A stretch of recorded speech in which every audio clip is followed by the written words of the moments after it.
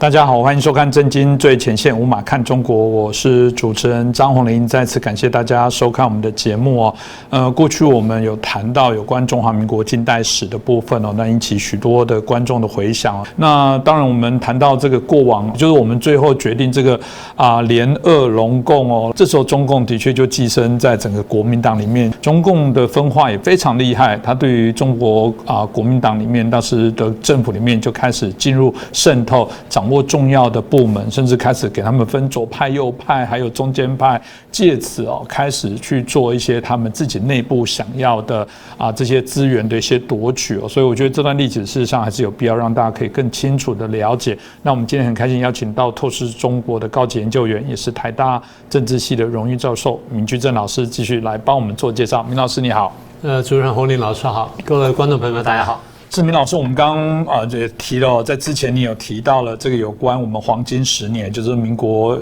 17年大概就1928年那时候开始，感觉好像是一个中华民国起飞的一个非常好的一个机会哦，但这时候显然不是那么的平顺，包括我们看到那时候要解决北伐的一些问题，那时候开始日本的侵略、国内军阀的这些相关的问题产生了，包含中共的这些叛乱哦，所以是不是可以借这个机会，老师可以再把这段历史的脉络的部分，再给我们的观众朋友可以更清楚的说明。对，回到这段历史，有时候想想真的是不是很唏嘘了。那怎么说呢？我们说黄金10年，我记得我们前几回来就讲说，这黄金10年呢，其实没有那么黄金，因为中间内忧外患其实还是没有间断。只是我们有一个相对比较平顺时间呢，开始建设国家。那我们常讲说这段时间非常讽刺，为什么呢？因为中共从头到尾呢，一直在用民族主义呢，在统战我们，然后在对内宣传也是民族主义，对外宣传民族主义，所以看起来它非常民族主义。可如果说你真的回去仔细看中共发迹过程的话，它是非常不民族主义，甚至很多地方非常汉奸。你说你这话怎么讲得这么重？我们慢慢讲给各位听。上次我们不是讲说北伐之后中国统一嘛？我们先稍微倒回头一下，我们讲讲北伐过程，也就是中国在追求统一过程当中，中共到底干了什么事儿？我们前面讲说，在联俄容共之后呢，中共就渗透进国民党里面来。到了1927年3月份，国民党开完2届3中全会之后呢，我们看到什么情况呢？国民党的80名执监委加上候补委员80人当中，1/3共产党员，1/3亲共的左派，然后国民党自己本身呢，剩下大概1/3左右。到这种地步也就是说偏左的已经占了2/3，这第一个。第二呢，国民党的中央党部很多的部长跟他的秘书，共产党占1半以上。所以我常讲，我说国民党对权力斗争从头到尾就不太明白，共产党对权力是非常了解，所以他抓这些抓得很准。那简单说就是那个时候所谓的国民政府呢，被苏联顾问像鲍罗廷这种人，加上中共的势力呢，已经基本上把持了。国民党在国民党员在国民党内占少数派，所以今天台湾希望台湾的国民党呢也能汲取这教训，这第一件事情。然后利用这时候呢制造宁汉分裂，我不是讲说那时候要清党吗？宁汉分裂，这第一件事。第二件事情，在这个北伐的过程当中，眼看这个国民革命军呢，在北伐的过程当中节节顺利，结果中共呢在南京制造南京事件，然后去冲击这个大使馆啦，冲击租界区了等等，使领馆等等，最后搞到这些外国的在华势力就起来呢，要去干扰北伐。那你说北伐军怎么办？只好息事宁人。所以北伐军呢，对国际上去道歉去赔偿。中共说什么？你勾结帝国主义，出卖国家利益，所以什么好事好坏都被他占尽了啊！这第二件事情。然后再来就是北伐在快到上海的时候，周恩来在上海呢，然后又发动工人暴动。上海当时是国际化都市，你动这个环境一乱的话，那国际社会不是要批评嘛？所以这压力又来了，所以北伐军呢又再次背黑锅。那么再来呢，就是对这个北伐军的统帅蒋中正，然后说这个当时还不叫蒋委员长，那叫就是总司令蒋总司令，对他极尽抹黑跟攻击的能事。前面有中山舰事件，后面不断有宁汉分裂，什么各种各样的事件，就是抹黑蒋中正。简单说就是要把国民党内的右派的实力人物全部打下来，而你呢，蒋中正是掌军权的时候更要把你打下来。这整件事情就是破坏北伐，就是破坏中国统一。所以在这过程当中，最后国民党的右派忍无可忍，然后开了一次会议，最后决定说清党。所以1927年4月12号正式开始清党。中共说什么？蒋介石背叛孙中山，背叛革命，是不是这样？所有东西都是好话说尽，坏事做绝，或反过来说，坏事做绝，好话说尽。好了，那还不止于此。当国民政府打到快要接近北京的时候，跟张作霖呢有所接触。张作霖当时呢打了初战尝了败绩之后呢，就后退，但他实力依然非常雄厚。所以当时老蒋总统也想说，是不是能够比较和平的解决，双方呢私下有些来往，然后派了人去密使呢，双方能够沟通，希望说能够不要打内战，然后能够解决这问题。张作霖当时有这意思了，所以张作霖当时放出讯号说，其实我也反共，所以放出讯号。双方有基本了解之后呢，张作霖呢开始在北京呢，因为当时北京的张作霖这个掌控之下，他在北京呢搜查苏联的大使馆，然后同时抓了当时共产党人李大钊这些人。然后除了搜查大使馆之外呢，搜查了俄国出资的远东银行跟中长铁路的办公室，在里面发现了大量的文件。什么样的文件呢？身处莫斯科的苏联共产党发出一大堆电报指令什么等等，然后详细讲说教中共呢怎么样渗透国民党，怎么削弱国民党，怎么样去夺权，然后最后怎么样赤化中国，1000多份文件。然后这个当然这共产国际嘛，还派了各种各样的人来了中国，譬如像鲍罗廷这种人，然后前面有马林啊什么等等。所以还有其他一些文件，那现在这些文件我们大家都看得见的，所以证实什么事情呢？证实苏联全面介入中国，然后渗透这个中国，然后最主要是渗透国民党，然后利用国民党呢在北伐过程当中又希望夺权之后颠覆中国，然后为这个苏联所用。所以这样看来，大家觉得中共是什么角色？汉奸嘛，就这么简单嘛，一个标标准准的汉奸。结果呢，当这个张作霖查到共产党的阴谋之后，苏联出来抗议，这不为怪了。中共也出来抗议，中共抗议张作霖，抗议国民党说啊，你们粗暴地侵犯了苏联的领事馆。中共帮苏联讲话，你为什么不帮中国讲话？是不是这样？你说这不是汉奸什么东西？好了，那所以清党了。清党当然过程就非常残酷，非常血腥了。那双方都动手杀人，但这个国民党力量比较大，共产党力量比较少，所以基本上共产党呢是屈居下风。下风之后就逃出去之后散居各地，就基本上呢逃到这个南昌，又发动南昌暴动，那天是8月1号，所以他们说8·1建军节就这样来的。所以国共在这时候呢第一次合作结束，国共第一次正式分裂。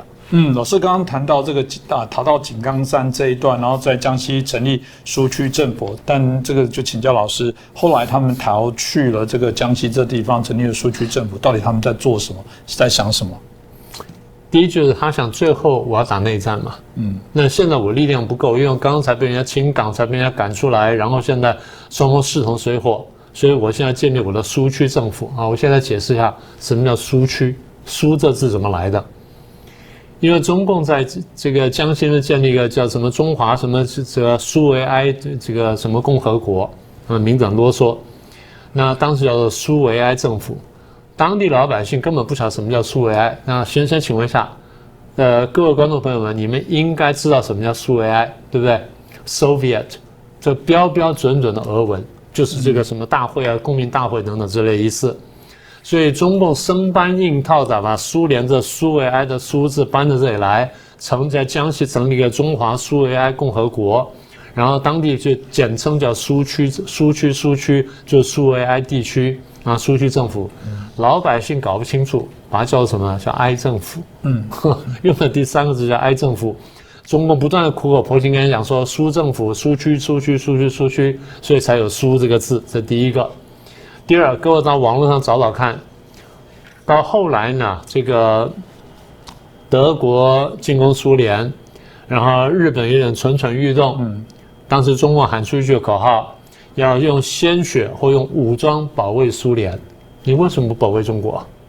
你为什么不保卫中国？这个当时是科十啊，在石额上用大红旗这样写啊，武装保卫苏联，鲜血保卫苏联。你为什么不武装保卫中华民国，鲜血保卫中华民国？你这么搞苏军政府，就是要搞分裂嘛，对不对？这第二点。第三点，中共这边吹嘘说啊，我们在这时候为了将来的革命，所以我们建了各种各样的边区政府。什么叫边区政府呢？基本上是2不管或3不管地带，就2省或3省的交界。通常什么呢？是山区，因为山脉嘛，绵延它可以逃，可以藏，可以躲，所以这边建了边区政府。然后各省的力量又达不到，所以建了边区政府。他自己说，大概至少当时建了5个，一个叫湘鄂西边区政府，简单说就是湖南跟这个湖北的西部。第二叫鄂豫皖，就湖北，然后安徽跟河南的交界。第三个叫做闽浙赣，就是福建。然后浙江跟江西的3省交界，再来是湘鄂赣，就是湖南、湖北跟这个江西的3省交界，再来是左右江，所以一共5个呢这种交界地。我们刚刚说了，因为交界地呢是3省交界或2省交界，大家管不着，有点鞭长莫及。他在那边干什么呢？第一，征兵，这个地方把这个壮丁呢集合起来，然后征兵。你不肯的，那就杀或打或压，到时候逼到你非来不可。来了之后，我就慢慢给你洗脑，洗到最后呢，你接受，洗到最后不成功呢，就杀掉，就这么简单。所以第一征兵，第二抽税，你们这边要跟我交税，对你对国民党交税，那我不管，但你一定要对我交税，你不对我交税，我就杀你。所以大家一看到杀人就乖乖交税了。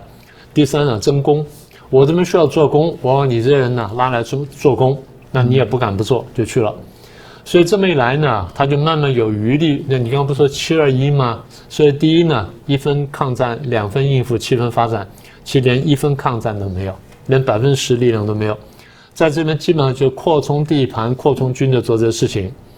好了，所以北伐已经成功了，中共呢成立边区政府，成立这些国中之国，出去就要1国2制，而中共成立的，所以标标准准的破坏统一，破坏训政。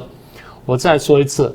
当时如果没有中共的话，中国国民政府全力对付日本，然后我们说不定还不会爆发战争，说不定我们真的可以慢慢能够发展起来。那现在变成说内外交困，所以实质上呢，中共搞了这么一个边区政府，然后逼得我们要去这些清剿它，那么也就必须发动内战。那客观上呢，帮助日本侵略中国嘛，这不是标准的行为嘛？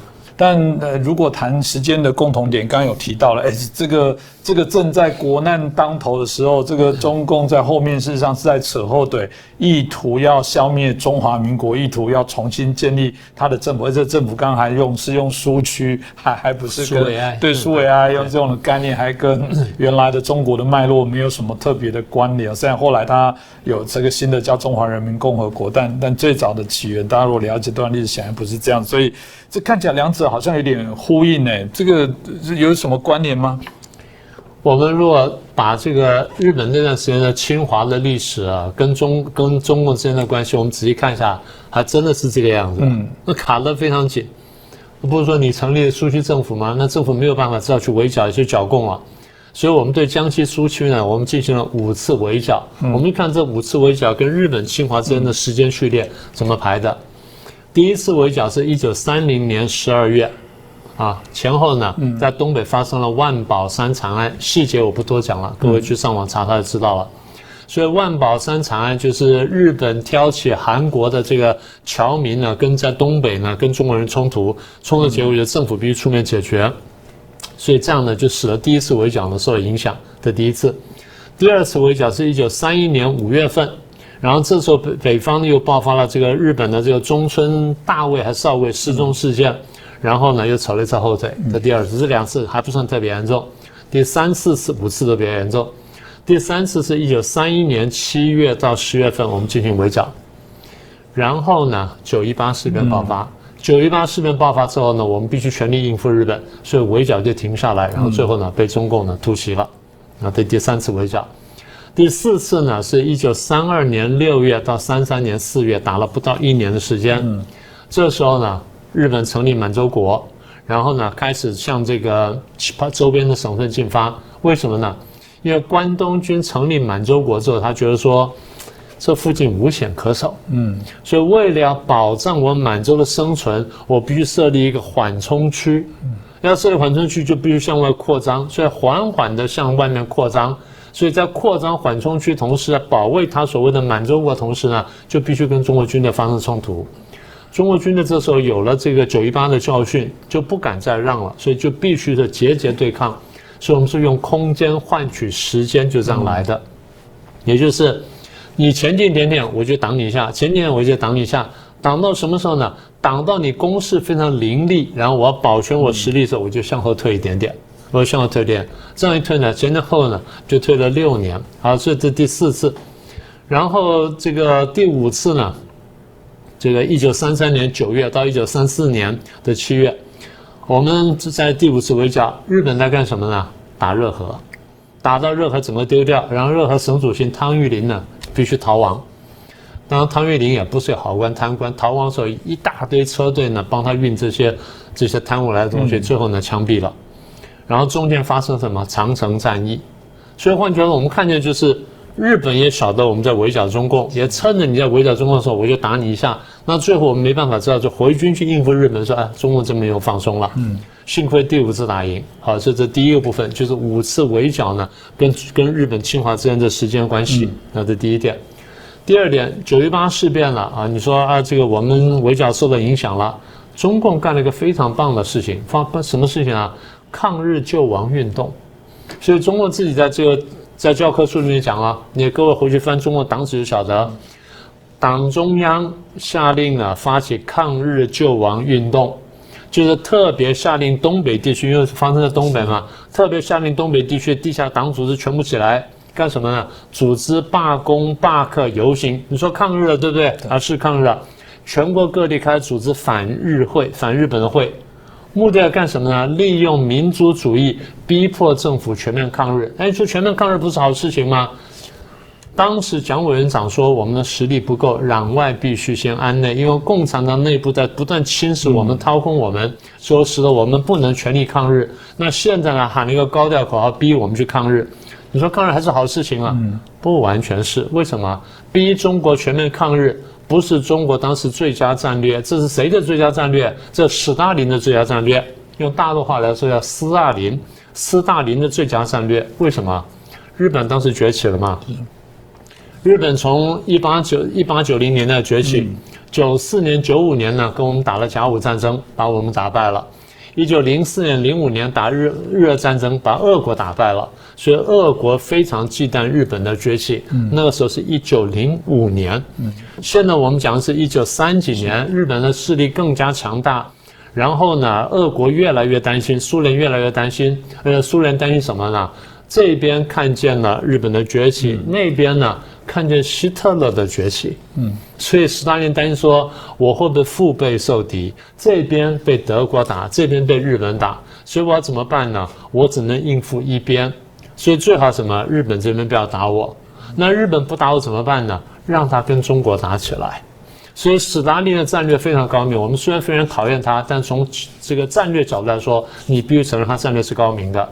所以史达林的战略是推动中国全面跟日本作战，所以喊的漂亮口号叫做全面抗日。那谁在配合他呢？中共在配合他。所以你说中共搞的这个抗日救亡运动是民族主义吗？不是，是打着民族主义的招牌，或者打着假民族主义的招牌，让中国陷入对日本的全面大战。事实上是挑起中日大战，同时想毁灭两大国家、两大民族，然后完成他史达林的梦想，而中共只不过他的一条狗罢了。当时日本，我们稍微回溯一下，日本不是1931年打下东北吗？拿了东北之后呢，1932年成立了满洲国。成立满洲国之后，日本内部有个辩论说，我们到底打谁比较好？日本在辩论这件事情。陆军呢想往北打，海军想往南打。简单说，日本内部有所谓南北之争或者海陆之争，其实各国都有了。那为什么陆军向北打呢？因为日本当时陆军觉得说，从明治天皇留下的祖训就是，日本要称霸亚洲呢，最后一定要击败俄国，中国不是对手了，所以一定要击败俄国。所以趁早打败俄国，趁我们最强，俄国比较弱手，我们打败俄国呢，一举制服它。所以陆军呢想向北打，这是关东军的想法。海军不是，海军如果说我们日本要称霸的话呢，恐怕要占有海上的力量。我们向南发展，然后进到中南半岛，进到菲律宾，然后进到印尼，然后印尼的物资非常丰富，印尼的橡胶啦、石油啦、铜啦、锡啊这等等，然后拿到之后呢，我们日本就可以称霸天下了。所以海军就是要向南打，所以日本有海陆之争啊。简单说，日本当时有一个战略大辩论。那这个大辩论，苏联是知道的，斯大林是知道的，所以斯大林就因势利导，想说最好呢，这个日本呢就是海军的论调。日本这个海军论调，就最后让日本呢跟中国、跟日本、跟美国打起来，让我这个俄国就安全了。所以他第一步就要挑起中日大战。所以我刚刚讲说，他的计谋就是让中共在中国内部挑起来。现在正好趁着这个9·18事变，把事情挑大，把中日两大民族卷进战火，我就没事了。所以各位这样看看，中共真的是在民族主义吗？这民族主义是真的吗？所以我从头到尾我就讲说，中共在玩民族主义，在骗人。而台湾有这么多人呢，吃了100年的亏还没想通。中共想的就好笑了，你这国民党也真是奇怪。我从1921年骗你骗到现在是2021年，我足足骗了你100年，用的就是同样一招，就是假民族主义，你居然又相信了。难以理解吧？这个问题我想值得我们好好讨论哦。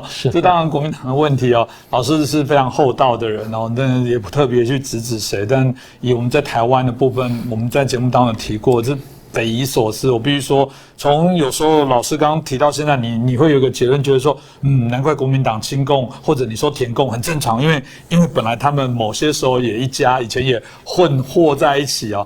所以真的假的，你可能分不清楚。可是他们亲共国呀，对，那显然就是里面就谈到的尔虞我诈，这个是每次都会说啦。我必须说，国民党就现在，因为你是手下败将，我相信现在很多这个中国大陆的朋友看你还是叫做手下败将，看你还是属于那种可以利用不会重用。你没有一点骨气，这时候回到以前，你必须说，当初一些国民党反而在我们认为那些前面的带着台湾做许多的努力抗中保台的这些人，那这才是风骨啊！再怎么样，也许我们不同阵营，人家对他还有一丝敬意。现在，好吧，这个真的还要再继续努力哦。所以老师总结这样的状况怎么办？要给我们一些建议吗？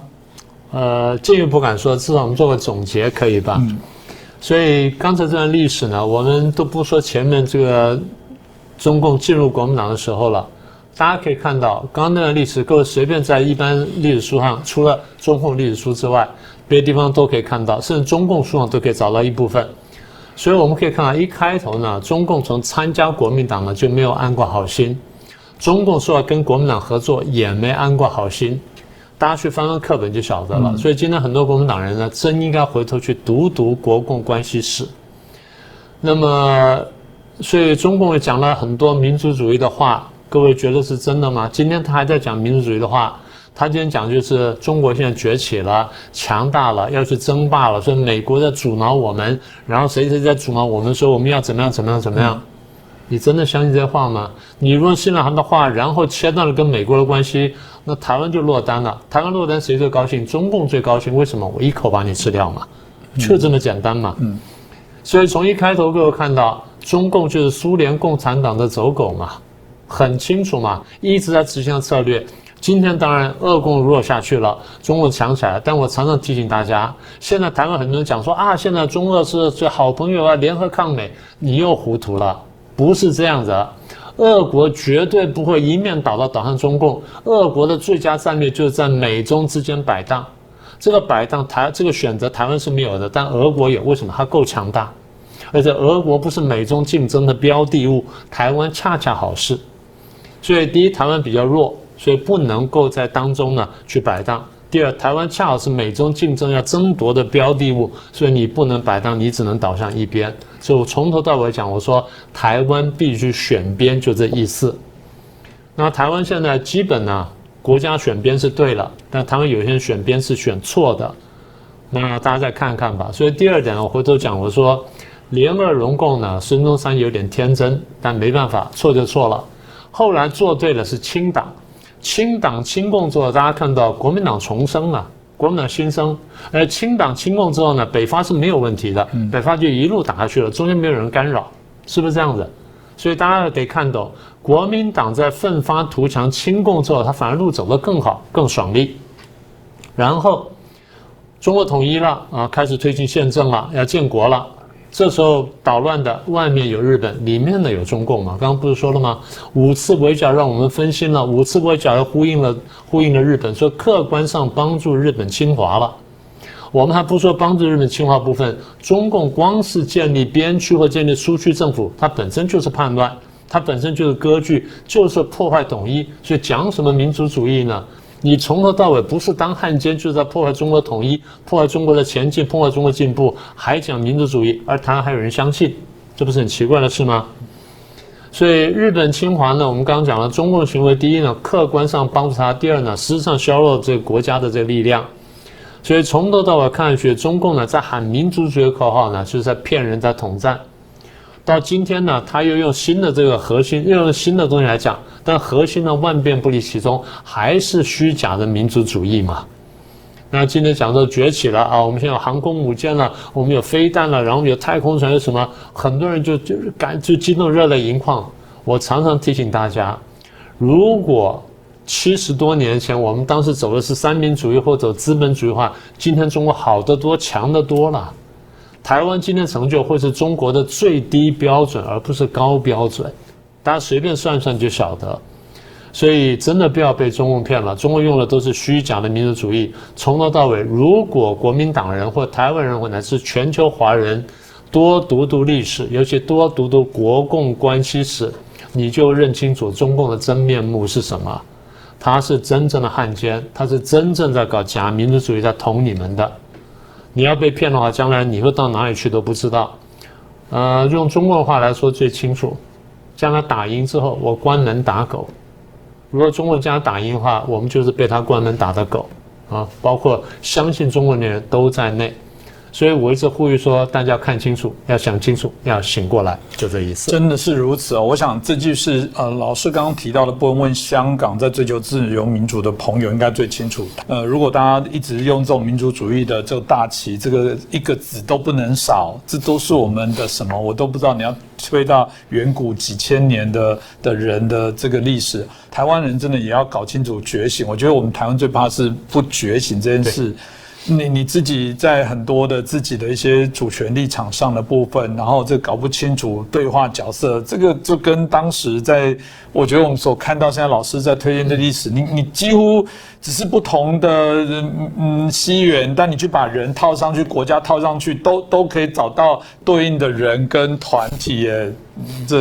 所以学历史好玩的部分在你可以从中可以了解一些过程曾经发生的事，当然悲哀也是大家为什么一直重复还是没有醒过来。所以好吧，只好透过明老师再苦口婆心继续再当说书者，再告诉大家。不过我想我们会继续坚持因为有大家的支持跟爱护，我们会努力做出更好的节目。今天也再次感谢明老师谢谢带来这么清楚的这些中国近代史的一个脉络的部分跟大家来做一个说明哦。那也感谢大家的收看，欢迎大家继续再支持我们政经最前线，感谢。